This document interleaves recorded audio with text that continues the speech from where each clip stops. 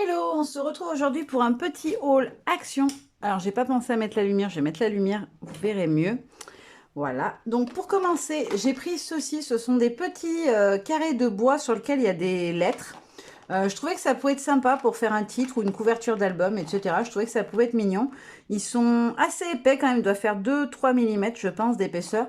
Mais voilà, je me dis pour une couverture d'album, pour faire un titre, ça peut être sympa, voire même sur une page. Ensuite, j'ai pris un petit agenda. Alors, il me servira pour l'année prochaine pour le boulot. Il existe en version rose et en version noire. J'aime beaucoup la matière. Et surtout, on a des disques comme ceci, comme on trouve chez Mambi, etc. Donc, je trouvais ça super sympa. Je me suis dit que peut-être je changerais les disques pour en mettre des plus classes basiques que j'ai, parce que j'en ai des tout noirs, je crois. Et je garderai cela pour mon planeur, par exemple. Quand on l'ouvre, on a une petite règle à l'intérieur avec des petits pois rose gold. Voilà, après, on a des petites pochettes comme ceci. Et après, on a tous les mois. Donc, on a, voilà, par mois. Alors, par contre, tout est écrit en anglais. On a tous les événements importants du mois. Et après, on a ces petites cases que l'on peut venir compléter. Donc, moi, j'y ferai avec mes petits kits de chez Layels. Voilà, après, on a les petites notes sur le côté à chaque fois. Et en fin de mois, on a une page notes. Voilà, il est très classique au niveau du design. Il n'y a pas de... C'est pas transcendant au niveau des motifs, mais je trouve que les couleurs sont jolies. Ça se marie plutôt bien. Et quand on arrive à la fin, donc on a le mois de décembre. Et après, on a une fiche Birthday Party pour noter tous les anniversaires de l'année. On a les favoris de moments de l'année. Donc, on peut venir mettre des petites photos et puis répertorier des moments sympas de l'année. Là, on a les vacances, la préparation des vacances. Et après, on a plein de petites pages de notes comme ceci. Et à la fin, on a des stickers qui sont très jolis en plus, je trouve, voilà, avec les mois. Là, on a plusieurs petites choses pour noter. On a des petits stickers, donc comme ça, vous avez en plus le format. Moi, ce que je pense, c'est que je vais en coller un sur du papier et c'est épais, puis je m'en ferai un gabarit pour si je veux faire des pages moi-même. Et surtout, à la fin, on a deux petites pochettes transparentes. Voilà, où on peut venir mettre des documents ou des photos. Et ça, je trouve ça vraiment très chouette. Et ils n'étaient pas excessivement chers. Si je le trouve, je prendrai le noir parce que je pense que je m'en garderai un pour la maison aussi. Je m'en reprendrai un deuxième parce que je les trouve vraiment très jolis, ces petits agendas. Ils sont assez gros, mais pas trop. Et franchement, c'est une super bonne idée qu'ils ont eue chez Action. Ils sont environ à 3 euros.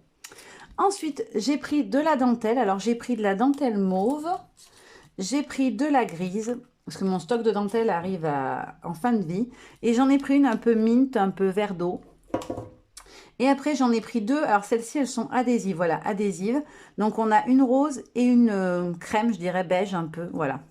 Donc, celle-ci, c'est dentelle classique et celles-ci sont adhésives et elles sont par lot de deux.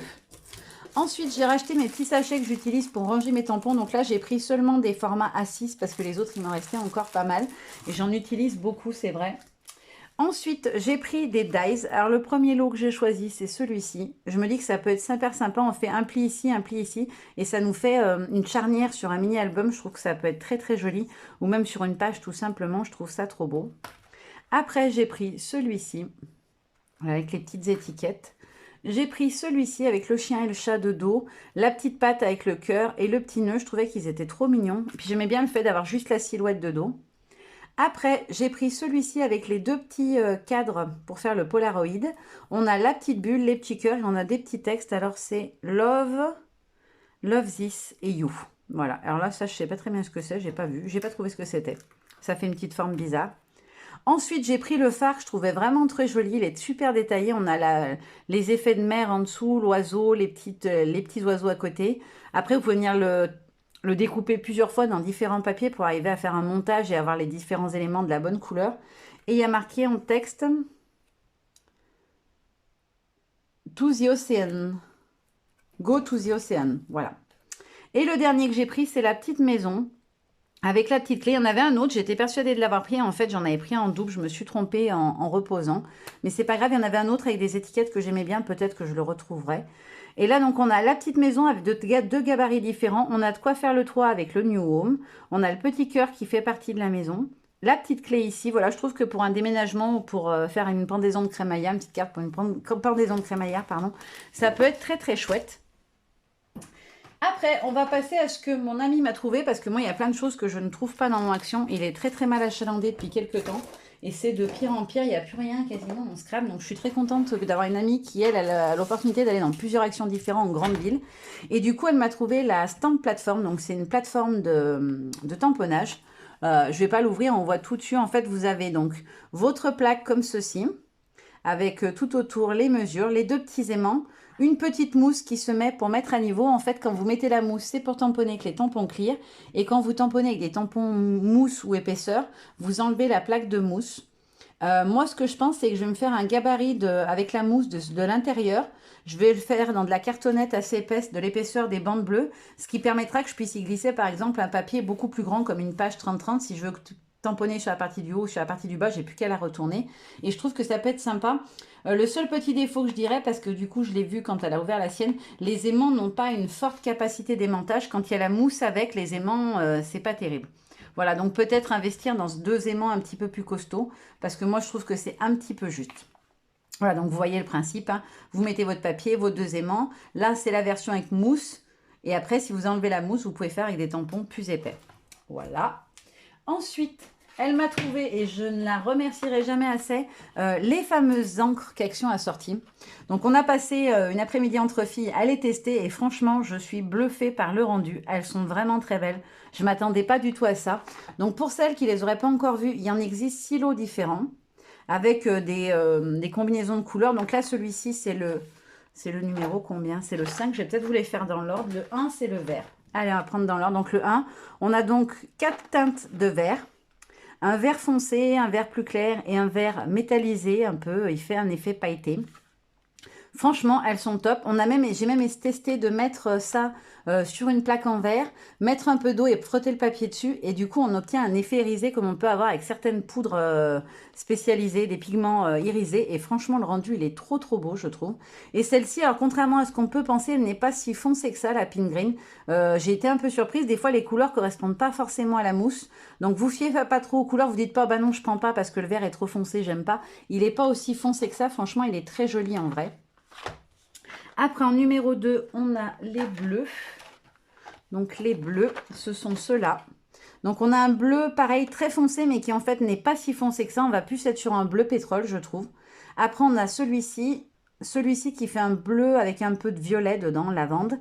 Et on a donc le turquoise pailleté, qui est très, très beau aussi. Ensuite, numéro 3, on a les violets. Hop. Donc, les tons de violet et de rose, si je ne dis pas de bêtises, ça va être celui-là, oui. 8. Ils se suivent, en fait, elles ont des numéros. Alors, par contre, quand vous les utilisez, remettez bien le bon numéro sur le bon truc. Sinon, vous n'aurez plus les bonnes couleurs pour faire, par rapport à vos... Si vous faites un nuancier, vous n'aurez plus les bonnes couleurs. Donc là, on a un violet. Alors, ils sont tous violacés roses, je dirais. Ils ne sont pas violets sombres non plus. On a donc 2 roses, dont un qui est très joli, qui est très punch. Pas fluo, contrairement à l'idée qu'on peut avoir par rapport à la couleur. Et donc le violet pailleté qui est juste trop joli aussi. Franchement, les pailletés, c'était une vraie surprise. Je m'attendais à ce que le rendu soit moche. Et en fait, pas du tout. C'est vraiment très très joli. Hop, après, on a les tons d'eau jaune et d'oranger. Donc là, on a le orange, 2 teintes différentes. On a un jaune qui est assez soutenu quand même. Et on a le Tuscan Gold, donc il y a un jaune doré. Alors moi, je trouve pas qu'il fasse doré, je trouve qu'il fait jaune pailleté. Un jaune assez foncé, mais pas vraiment doré. Par contre, il ressort vraiment bien comparé à d'autres dorés que j'avais pu tester. Ensuite, on a donc les tons de noir et de gris. Donc on a un noir, un gris, une blanche et qui tamponne bien blanc même sur du foncé, j'ai été surprise. Et on a un argenté, par contre contrairement au doré, l'argenté il fait vraiment argent et il tamponne bien, donc je suis contente. Et pour terminer, on a des tons de corail et rouge mélangés, donc on a un rouge assez sombre, un rose bordeaux un peu, on a le watermelon qui est un peu rose orangé et on a le cherry blossom, c'est un rouge rose pailleté et celui-là alors vraiment un gros coup de cœur pour celui-là, il est très très joli.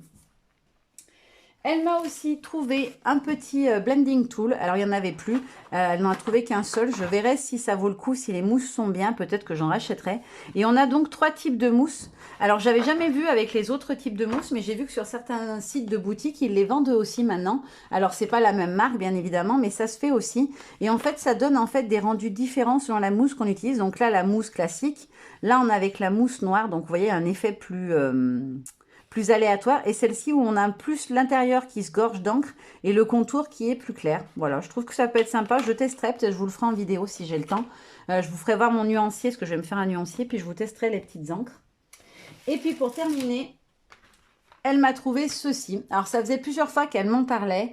Je savais qu'elle le trouvait génial, ce massicot. Et elle m'a dit, il faut que je te le fasse tester. Si tu aimes, j'en ai pris un pour toi. Et effectivement, il est génial. On a testé d'ailleurs les lames. Elles fonctionnent sur le super massicot de chez Stampin' Up, si je dis... Oui, Stampin' Up, que je ne dise pas de bêtises. Et du coup, en fait, c'est exactement les mêmes lames. Donc, pour celles qui ont un Stampin' Up, sachez que si vous achetez ce massicot-là, les lames vont dessus. Ça vous permet de changer vos lames pour un prix bien moins élevé, puisqu'on doit être sur du 3 € environ pour le massicot. Et on a 2 lames de découpe à chaque fois et une lame de pliage. Et moi, ce qui m'a fait craquer complet, c'est la lame de pliage.